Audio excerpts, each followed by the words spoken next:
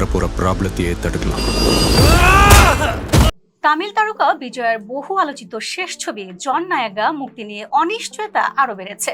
ছবিটির সেন্সর ছাড়পত্র নিয়ে চলমান আইনি লড়াই এখনো শেষ হয়নি। গতকাল সোমবার মাদ্রাজ হাইকোর্টে আসে নতুন মোড়। হাইকোর্টের একটি ডিভিশন বেঞ্চ সেন্সর সংক্রান্ত মামলার রায় দেয়, তবে সেই রায়ে কোনো স্বস্তি পায়নি প্রযোজনা সংস্থা। ডিভিশন বেঞ্চ মামলাটি আবারও একক বিচারকের বেঞ্চে পাঠিয়ে দিয়েছে, ফলে আপাতত ছবিটির মুক্তি নিয়ে অনিশ্চয়তা থেকেই গেল।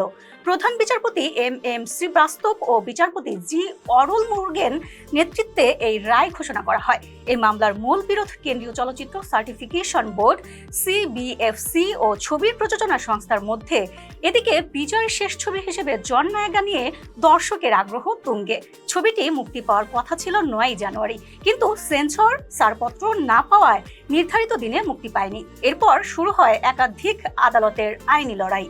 সোমবার শুনানির শুরুতে আদালত সিবিএফসিতে জমা পড়া একটি অভিযোগ পাঠ করে শোনান। এই অভিযোগ করেছিলেন সেন্সর বোর্ডেরই এক পরীক্ষক কমিটির সদস্য। আদালতের পর্যবেক্ষণে বলা হয়, আগের একক বিচারকের আদেশে সিবিএফসিকে তাদের বক্তব্য বিস্তারিতভাবে বলার যথাযথ সুযোগ দেওয়া হয়নি। এছাড়া সিবিএফসির চেয়ারম্যানের আদেশকে আদালতভাবে চ্যালেঞ্জ করা হয়নি বলে উল্লেখ করেন বিচারপতিরা।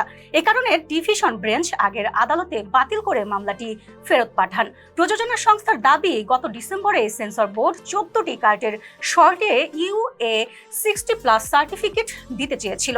নির্মাতা সব কার্ড মেনেও নেন, তবুও দীর্ঘ সময় চূড়ান্ত সিদ্ধান্ত জানানো হয়নি। সিবিএফসির বক্তব্য, ছবির কিছু অংশ ধর্মীয় অনুভূতিতে আঘাত করতে পারে এমন অভিযোগ পাওয়ায় প্রতিক্রিয়া স্থগিত রাখা হয়। এ পর্যন্ত 3টি আদালতে মামলা আর 22 দিনের আইনি লড়াই। তবুও জন নায়াগা এখনো সেন্সর ছাড়পত্র পায়নি। এই ছবির মাধ্যমেই অভিনয় জীবনকে বিদায় জানাবেন বিজয়। এরপর পুরো রাজনীতিতে নামবেন তিনি। তামিলাগা ভেট্রিট কাজাগা দলের হয়ে আসন্ন বিধানসভা নির্বাচনে প্রতিদ্বন্দ্বিতা করবেন বিজয়। দর্শকরা এখন তাকিয়ে আছেন একটাই প্রশ্ন, কবে মুক্তি পাবে বিজয়ের শেষ ছবি জন নায়াগা? নাদিয়া ইসলাম সোমা, ফেস দ্য পিপল।